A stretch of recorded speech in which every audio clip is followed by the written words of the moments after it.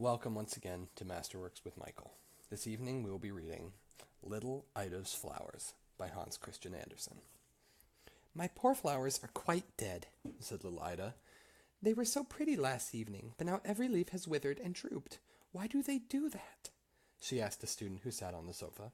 She was very fond of him because he told such good stories and could cut such amusing figures out of paper hearts with dancing ladies inside them, flowers of all sorts, and castles with doors that you could open and close. He was a rollicking fellow. "Why do my flowers look so ill today?"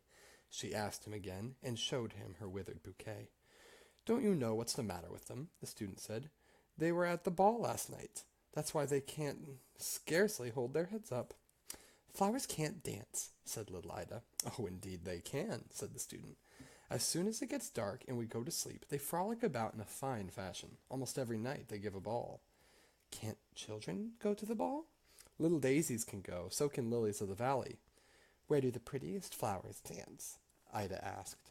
"Haven't you often visited the beautiful flower garden just outside of town, around the castle where the king lives in the summertime? You remember, the place where swans swim close when you offer them breadcrumbs. Believe me, that's where the prettiest flowers dance." "Yesterday I was there with my mother," said Ida, "but there wasn't a leaf on the trees, or a flower left. Where are they? Last summer I saw ever so many." "They are inside the castle, of course," said the student. "Confidentially, just as soon as the king comes back to town with all of his court, the flowers run from the garden into the castle and enjoy themselves. You should see them. The two loveliest roses climb up on the throne, where they are the king and the queen.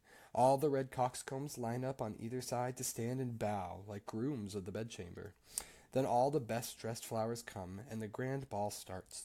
The blue violets are the naval cadets. Their partners, whom they call Miss, are hyacinths and crocuses.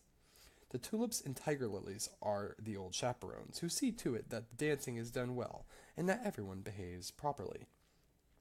"But," said little Ida, "doesn't anybody punish the flowers for dancing in the king's own castle?" "Nobody knows a thing about it," said the student.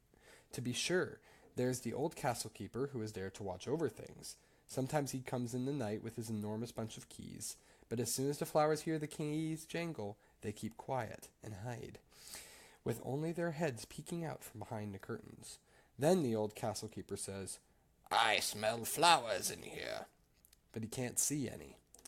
"What fun!" Little Ida clapped her hands. "But couldn't I see the flowers either?" "Oh, easily," said the student. "The very next time you go there, remember to peep in the windows.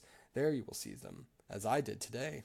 A tall yellow lily lay stretched on the sofa, pretending to be a lady in waiting.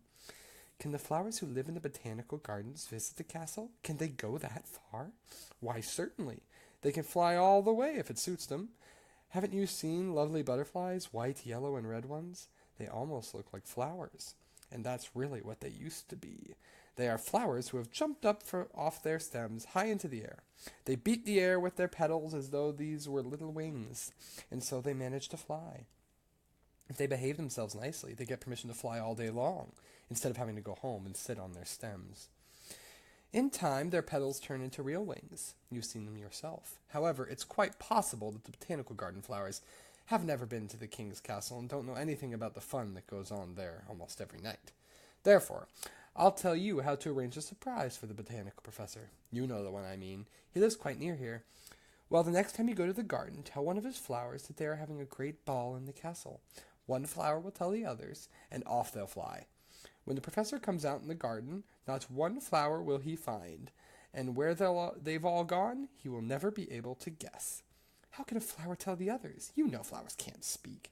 "They can't speak," the student agreed, "but they can signal. Haven't you noticed that whenever the breeze blows, the flowers nod to one another and make signs with their leaves? Why, it's as plain as talk." "Can the professor understand their signs?" "Certainly he can. One morning he came into his garden and saw a big stinging nettle leaf signaling to a glorious red carnation. 'You are so beautiful, and I love you so much.' But the professor didn't like that kind of thing, so he slapped the nettle's leaves, for they are its fingers. He was stung so badly that he hasn't laid hands on a stinging nettle since." "Oh, how jolly!" little Ida laughed. "How can anyone stuff a child's head with such nonsense?" said the prosy counselor, who had come to call and sit on the sofa too. He didn't like the student a bit. He always grumbled when he saw the student cut out those strange, amusing pictures. Sometimes a man hanging from the gallows and holding a heart in his hand to show that he had stolen people's hearts away. Sometimes an old witch riding a broomstick and balancing her husband on her nose. The counselor highly disapproved of those, and he would say as he said now, "How can anyone stuff a child's head with such nonsense, such stupid fantasy?" But to little Ida, what the student told her about the flowers was marvelously amusing, and she kept right on thinking about it. Her flowers couldn't hold their heads up because they were tired out from dancing all night. Why, they must be ill. She took them to where she kept her toys on a nice little table with a whole drawer full of pretty things. Her doll, Sophie, lay asleep in the doll's bed, but little Ida told her, "Sophie, you'll really have to get up and be satisfied to sleep in the drawer tonight, because my poor flowers are ill. Maybe if I let them sleep in your bed tonight, they will get well again." When she took the doll up, Sophie looked as cross as could be and didn't say a word. She was sulky because she couldn't keep her own bed. Ida put the flowers to bed and tucked the little covers around them. She told them to be good and lie still while she made them some tea, so that they would get well and be up and about tomorrow. She carefully drew the curtains around the little bed so the morning sun would not shine in their faces. All evening long she kept thinking of what the student had said. Before she climbed into bed herself, she peeped through the window curtains at the fine potted plants that belonged to her mother. Hyacinths and tulips, too. She whispered very softly, "I know you are going to the ball tonight." But the flowers pretended not to understand her. They didn't move a leaf, but little Ida knew all about them. After she was in bed, she lay there for a long while, thinking how pleasant it must be to see the flowers dance in the king's castle. Were my flowers really there? She wondered. Then she fell asleep. When she woke up again in the night, she had been dreaming of the flowers, and of the student, and of the prosy counselor who had scolded him, and said it was all silly nonsense. It was very still in the bedroom where Ida was. The night lamp glowed on the table, and Ida's mother and father were asleep. Are my flowers still asleep in Sophie's bed? Ida wondered. That's what I'd like to know. She lifted herself a little higher on her pillow and looked toward the door that stood half open. In there were her flowers and all her toys. She listened, and it seemed to her that someone was playing the piano, very softly, and more beautifully than she had ever heard it played. I'm perfectly sure that those flowers are all dancing, she said to herself. Oh, my goodness! Wouldn't I love to see them? But she did not dare get up, because that might awaken her father and mother. I do wish the flowers would come in here, she thought, but they didn't. The music kept playing, and it sounded so lovely that she couldn't stay in bed another minute. She tiptoed to the door and peeped into the next room. Oh, how funny! What a sight she saw there! No night lamp burned in the next room, but it was well lighted just the same. The moonlight streamed through the window upon the middle of the floor, and it was almost as bright as day. The hyacinths and tulips lined up in 2 long rows across the floor. Not one was left by the window. The flower pots stood there empty, while the flowers danced gracefully around the room, making a complete chain and holding each other by their long green leaves as they swung around. At the piano sat a tall yellow lily. Little Ida remembered it from last summer because the student had said, "Doesn't that lily look just like Miss Line?" Everyone had laughed at the time, but now little Ida noticed that there was a most striking resemblance. When the lily played, it had the very same mannerisms as the young lady, sometimes bending its long yellow face to one side, sometimes to the other, and nodding in time with the lovely music. No one suspected that little Ida was there. She saw a nimble blue crocus jump up on the table where her toys were, go straight to the doll's bed, and throw back the curtains. The sick flowers lay there, but they got up at once, and nodded down to the others that they also wanted to dance. The old chimney-sweep doll, whose lower lip was broken, rose and made a bow to the pretty flowers. They looked quite themselves again, and they jumped down to join the others and have a good time. It seemed as if something clattered off the table. Little Ida looked and saw that the birch wand that had been left over from Mardi Gras time was jumping down as if he thought he were a flower too. The wand didn't cut quite a flowery figure with his paper rosettes, and to top him off, a little wax figure who had a broad trimmed hat, just like the one that the counselor wore. The wand skipped about on his 3 red wooden legs and stamped them as hard as he could, for he was dancing the mazurka. The flowers could not dance it, because they were too light to stamp as he did. All of a sudden, the wax figure grew tall and important. He whirled around to the paper flowers beside him and said, "How can anyone stuff a child's head with such nonsense, such stupid fantasy?" At that moment he was a perfect image of the big-hatted counselor, just as sallow and quite as cross. But the paper flowers hit back. They struck his thin shanks until he crumpled up into a very small wax mannequin. The change was so ridiculous that little Ida could not keep from laughing. Wherever the sceptred wand danced, the counselor had to dance too, whether he made himself tall and important or made a little wax figure in a big black hat.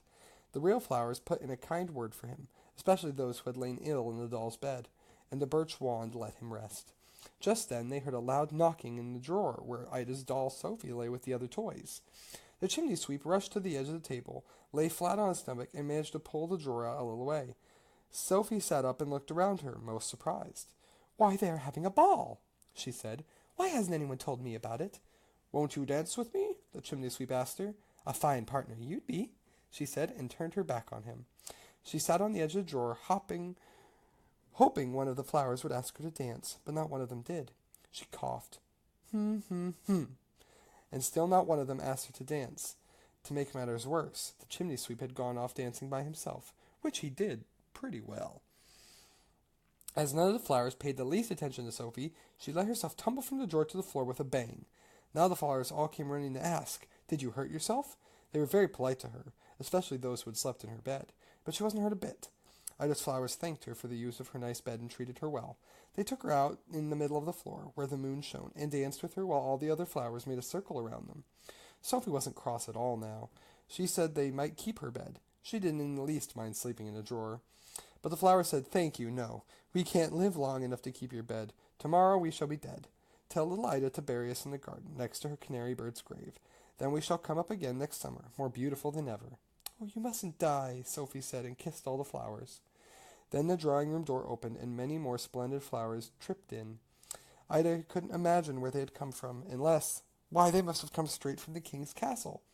First came 2 magnificent roses wearing little gold crowns. These were the king and queen. Then came charming gillyflowers and carnations, who greeted everybody. They brought the musicians along. Large poppies and peonies blew upon pea pods until they were red in the face. Blue hyacinths and little snowdrops tinkled their bells. It was such funny music. Many other flowers followed them. They all danced together. Blue violets with pink primroses, and daisies with the lilies of the valley. All the flowers kissed one another, and that was very pretty to look at. When the time came to say good night, little Ida sneaked back to bed too, where she dreamed of all she had seen. As soon as it was morning, she hurried to her little table to see if her flowers were still there. She threw back the curtain around the bed. Yes, they were there, but they were even more faded than yesterday. Sophie was lying in the drawer where Ida put her. She looked quite sleepy. "Do you remember what you were to tell me?" little Ida asked. But Sophie just looked stupid and didn't say one word. "You are no good at all," Ida told her, "and to think how nice they were to you, and how all of them danced with you." She opened a little pasteboard box, nicely decorated with pictures of birds, and laid the dead flowers in it. "This will be your pretty coffin," she told them. "When my cousins from Norway come to visit us, they will help me bury you in the garden, so that you may come up again next summer and be more beautiful than ever." Her Norwegian cousins were 2 pleasant boys named Jonas and Adolf. Their father had given them 2 new crossbows, which they brought with them for Ida to see. She told them how her poor flowers had died, and they got permission to hold a funeral. The boys marched first with their crossbows on their shoulders. Little Ida followed with her dead flowers in their nice box. In the garden they dug a little grave. Ida first kissed the flowers, and then she closed the box and laid it in the earth. Adolf and Jonas shot their crossbows over the grave, for they had no guns or cannons. This is the end of Hans Christian Andersen's short story, Little Ida's Flowers. I hope you enjoyed it, and as always, keep on reading.